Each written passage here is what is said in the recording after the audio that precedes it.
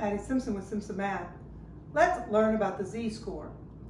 The Z-score, or sometimes called the standard score, just tells us how far away or how many standard deviations a data point is from the mean.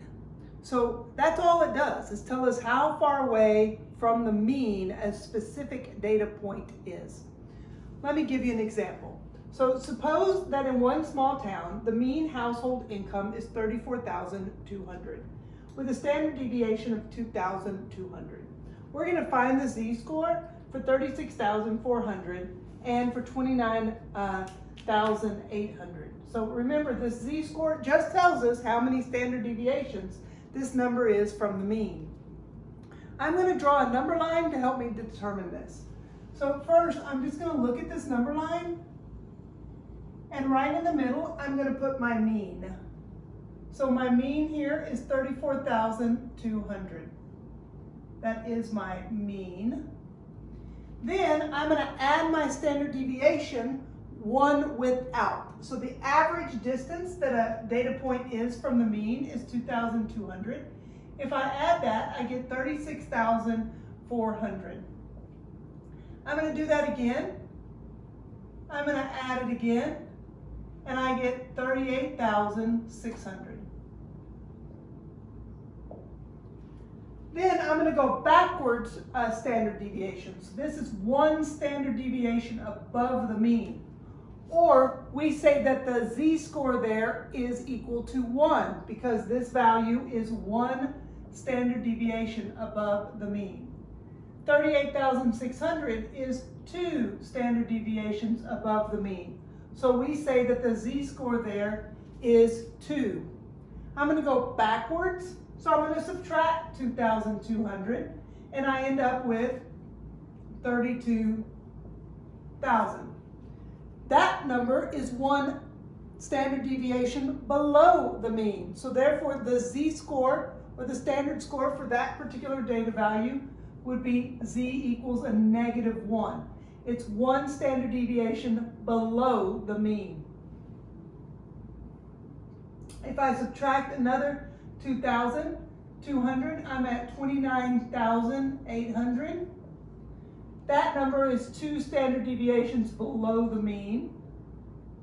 So its Z-score is -2. So that Z-score just tells me how many standard deviations a number is above or below the mean.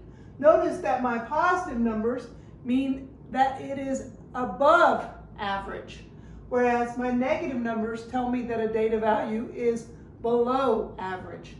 Now to answer this question, what is the Z-score for 36,400? Well, let's look up here. 36,400 is exactly one standard deviation above the mean. So that particular data value is Z-score is 1. So this one, the Z-score is 1 because it's one standard deviation above the mean. Let's look for 29,800.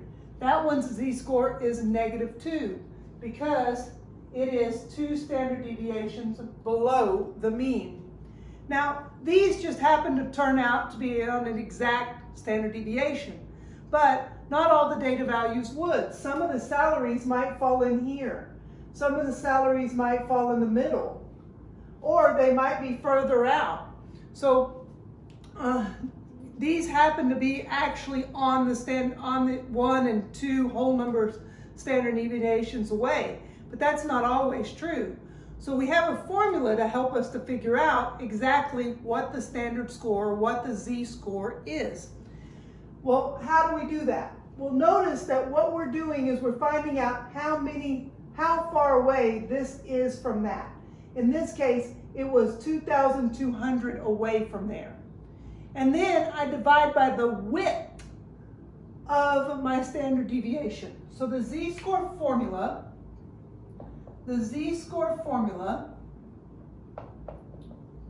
looks like this.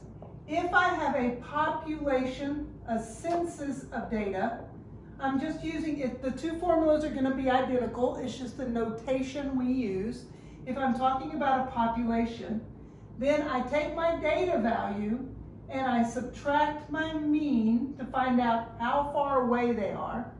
Then I divide by my standard deviation, that width, how far is each part away.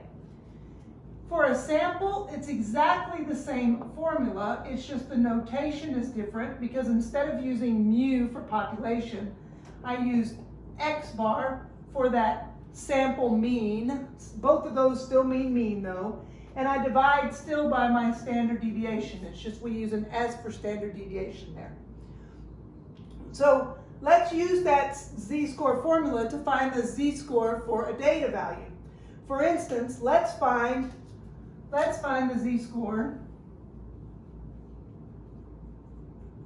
for 35,520. So I'm going to find the Z-score for that. Now we can kind of look up on my number line and figure out about how much it should be. 520 is going to be somewhere in here. So I know that my Z-score should be somewhere between, by the way, the mean Z-score is 0. So my Z-score for this number should be somewhere between 0 and 1. It's not a full standard deviation away from the mean. So I'm just going to use my formula to help me. I take my 35,520, my data value. I subtract my mean, in this case, 34,200. And then I divide by the width of each one of these, or the 2,200, my standard deviation. So on top there, when I do this subtraction, I get 1,320. And on bottom, I still have the 2,200. Simplify a little bit. So I can divide the top and the bottom by 10. I can divide the top and the bottom by 4. 4 goes into that top 3 times with 1 left over. 4 goes into 12 3 times. 4 goes into 25 times with 2 left over. 4 goes into 25 times.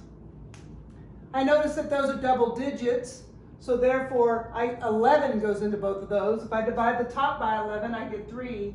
Divide the bottom by 11, and I get 5. Now, when we talk about standard deviations and Z-scores, we like to use decimals to show those. So I'm going to turn that into a decimal. And if I make it into tenths, well, if I multiply this by 2, I get tenths. Multiply that by 2, and I get 6. So 3/5 is equal to 6/10. So we said that the Z-score would be between 0 and 1. And sure enough, the Z-score is there between 0 and 1. It's 6/10 of a Z-score, of a standard deviation away from the mean. And it's above average because it is positive. So that's what the Z-score tells us, is it just tells us how many standard deviations a particular data value is away from the mean. Let's use the Z-score formula to find missing values. Remember that a Z-score just tells us how many standard deviations a data value is away from the mean. And we have this formula to help us find that Z-score, where if it's a population, we use this notation, and if it's a sample, we use this notation. But both the formulas are actually the same thing. We just take our data value and subtract our mean. And then we divide by the standard deviation. So we find the distance from our data value to the mean, that deviation, and we divide by how wide our standard deviation is, that width of our standard deviation. So let's use that formula to find a few missing values. Let's start here. We're given the mean is 45, the standard deviation is 5, and we have our data value is 42. And we want to know how many standard deviations is that from the mean. So we're just going to use our formula to help us. So Z is what I'm looking for, and that equals my data value, 42, minus my mean, and I divide that by my standard deviation. So 42 minus 45. Well, notice that that 42 is below average. It's smaller than the mean. So my z-score is going to end up being a negative number. 42 minus 45 is a negative 3. We like our z-scores to be in with decimals, so I'm going to turn this into a decimal. Decimals are with tenths, hundredths, thousandths, so I want my denominator to be 10. If I multiply this by 2 to get to 10, I have to multiply the top by 2, and that's 6. So 3/5 is the same as 6/10. So the z-score for that particular data value is a negative 6/10. This tells me it's below average, and it's not even one full standard deviation below the mean. Let's find our data value. This time we know our mean, we know our standard deviation, and we know the z-score. We know that our data value is below average, one standard deviation and a little bit more away from the mean. So if you think about the data values, if it's below average, it's going to be below that 620. And then it's going to be down more than 15 because it's more than one of these standard deviations away from the mean. I just used my formula to help me figure it out. In place of z, I'm going to put in the negative 1.2. I don't know x, so I'm going to leave that as an x. My mean is 620. And I fill in my standard deviation with 15. Now I'm going to solve. And in order to solve this, the first thing I need to do is get rid of this fraction. So this side is dividing by 15. To get rid of that 15, I'm going to multiply both sides by 15. If I multiply this side by 15 and I multiply that side by 15, this 15 divided by that 15 becomes 1. Then on the right here, I'm left with x minus 620. And on the left, I'm just multiplying 15 times 1.2, or 1 2/10. So 15, let's do that off to the side, 15 times 1.2. Ignore the decimal for a minute and just multiply. So 2 times 5 is 10, carry your 1. 2 times 1 is 2, plus 1 makes 3. Move over a spot for that tens place. So 1 times 5 is 5, 1 times 1 is 1, add together. Now I'm going to worry about the decimal, and that decimal is just over one spot. So I put my decimal here. So it's just 1/15 and then 2/10 of that. So it's 18 when I multiply it. And don't forget your negative. A positive times a negative makes that a negative. Now I need to know what x is. To get x by itself, I'm now going to add 620 to both sides. Notice when I add it here, it makes it 0, and it just leaves me with that x on the right side. If I do it on the right for my equation, I must also do it on the left. And really I'm subtracting because their signs are different. 620 minus 18 leaves me with 602. So my data value is 602. Let's see if that makes sense. It is below the 620 like we said it was going to be. It's less than that because it was below average. And it's more than 15 away from the 620. Now let's do this last one. Here we don't know our mean. That's the one that's missing. We know the standard deviation is 10. We know our data value is 143. And we know our z-score is 2 2/10. Let's just fill that into our equation.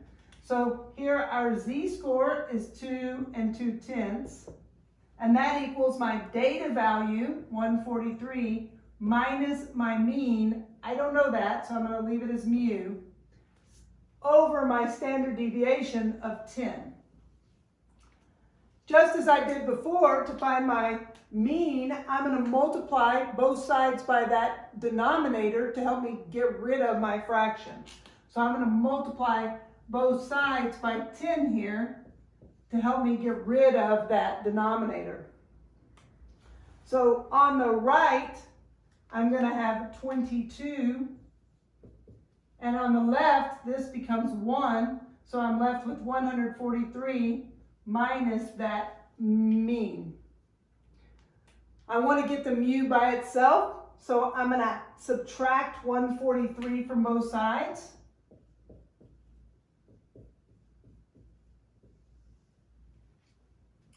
But when I subtract 143, notice that on the right here, this becomes 0, and it just leaves me with a negative mu, a negative mean. That minus sign goes with that mean. But here, the signs are different, so I'm really subtracting. 3 minus 2 is 1, 4 minus 2 is 2, 1 minus 0 is 1, and then I keep the sign of the larger number, so negative 121. Now, I'm going to divide both sides by a negative 1 to find out what that mean is. Or you could multiply both sides by a negative 1 so that my mean is equal to, my mu is equal to a positive 121. Let's see if that makes sense. If my data value was 143, that's above average, and my z-score is positive to show that it's above average. And it's at least 2 of these above average, so 2 more, at least 20 above this. And yes, that is at least 20 above that. So my mean there being 121 makes sense. So remember, z-score just tells us how many standard deviations a data value is away from the mean. Let's use the z-score to help us to compare things. The z-score just tells us how far away a data value is from the mean in the units of standard deviations. In other words, it says how many standard deviations a data value is from the mean. Using that, we can then begin to compare things that normally we can't compare. For instance, we can compare apples to oranges. Let's do this example.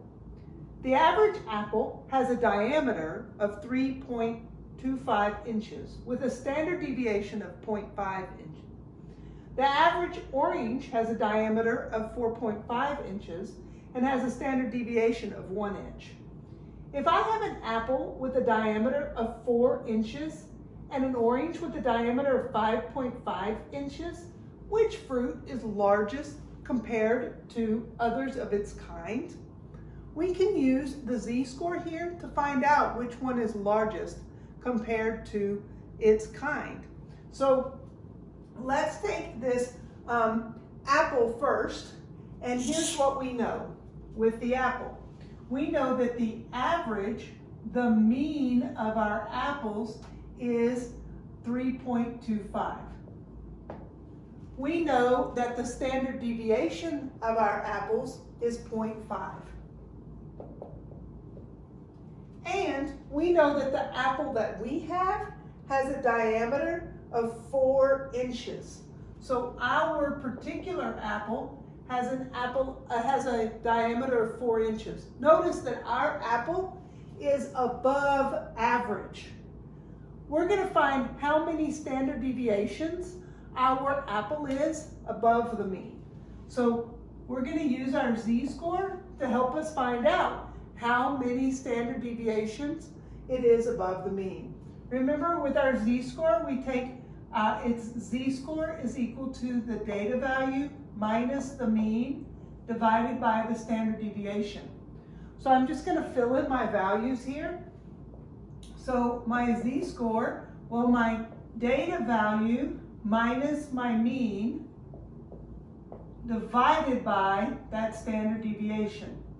So for an apple, 4 minus 3.25 is 0.75. I'm going to divide that by 0.5. In order to get rid of the decimals, I'm going to multiply the bottom by 10 and the top by 10. So I just have 7.5 divided by 5. So now 5 goes into 7 one time with 2 left over. 5 goes into 25 5 times. So this apple is 1.5 standard deviations above the mean. So if we look at all apples, we can see that this is above average, and it's above average by 1.5 standard deviations. Now I'm going to do the same thing with my orange. I'm going to find out how many standard deviations the orange is from the mean. So I need those same data values. I need the mean of my oranges. Well, the mean of my oranges is 4.5 inches. And the standard deviation of oranges is 1 inch. And my data value, the orange that I have, is 5.5 inches. Notice that this orange is also above average. Just like my apple was above average, my orange is above average. So let's look and see if we can find the z-score for my orange. Again, I'm using my z-score formula to find out how many standard deviations this average is above the mean. I take my data value, I subtract my mean, and I divide by my standard deviation. So 5.5 minus 4.5 is 1. 1 divided by 1 is just 1. So this is 1 standard deviation from the mean. This orange is closer to average. It's closer to an average orange than this apple is to an average apple. This one's bigger compared to the other apples. While this one is above average, it's not as above average as the apple is. So when I look at my apple and my orange, my apple is better compared to other apples than the orange is compared to other oranges. So here the apple wins. So we can use that z-score to help us to tell which one is further from the average. Sometimes though, we would like our stuff to be closer to the average. Maybe if I'm a manufacturer and I want something to be close to the average, then having a z-score that's close to the average, that's closer to 0, would be better. So it depends on the scenario when I'm comparing those things. Let's use the z-score to help Tim make a decision about taking a job. So Tim lives in Normalville, USA, where he has a salary of $42,000. The mean salary in Normalville is $42,800 with a standard deviation of 1,000. He's offered a job in Weirdville, USA, making $55,000. The mean salary in Weirdville is $57,200 with a standard deviation of 2,000. Which town would Tim do better in compared to others in the town? So Tim's trying to make a decision about which town to live in, and he decides to find the z-score to help him make that decision. Remember, the z-score just tells us how many standard deviations away from the mean a particular data value is. And we can use this formula to help us find the z-score, where our z-score is just the difference between our data value and the mean divided by the standard deviation. So let's look through and find those different values. In our problem, his salary of $42,000 is our data value. The mean is $42,800. And the standard deviation is 1,000. So we can already tell just by looking at these numbers that Tim makes below average salary. And we just want to know, how does he fare compared to the rest of his compatriots, the rest of the people in his town. So I'm just going to take and find out how many standard deviations he is away from that mean. Take my data value of 42,000 and I subtract my mean of 42,800, and I divide by my standard deviation. Remember that when we're subtracting and we have the smaller number before a bigger number, it's going to end up being negative, but we just subtract as always. This is just 42,800 minus that 42,000, which gives me 800. But since this number is bigger, it's negative. And we're dividing that by 1,000. I'm going to do a little bit of simplification. Notice that if I divide by 100 on top and bottom, I end up with a negative 8/10.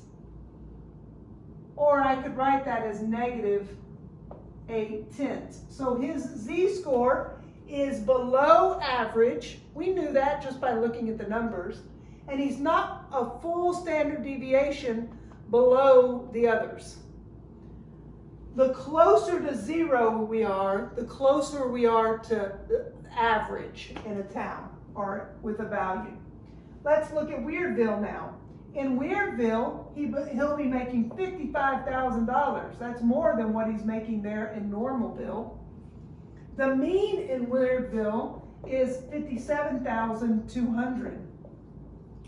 And his standard deviation then is 2,000 in that town. So let's find compared to Weirdville, how will he be doing? So let's take our z-score there, take your data value, subtract the mean, and divide by the standard deviation. Again, he's below average, so we're going to end up with a negative z-score. I'm going to subtract this 55,000 minus this. So it's going to end up being negative, but it's still just subtraction as always. 200 there on the end. 57 minus 55 is 2. So I end up with 2,200 on top divided by 2,000 on bottom. We can divide the top and the bottom by 100 to simplify that fraction, and we end up with negative 22 over 20. I'm going to divide the top and the bottom by 2, so I end up with negative 11/10. So a negative 11/10 is negative 1.1. So he is below average, more than one standard deviation below average. This one is closer to average than that one. So he will fare better. He's better compared to his neighbors in Normalville than he is in Weirdville. In Weirdville, he'll be making less compared to the people around him. Maybe he should just stay in Normalville. That's how we can use the z-score to help us to make decisions. Math Made Simple is Simpson Math. Thanks for watching.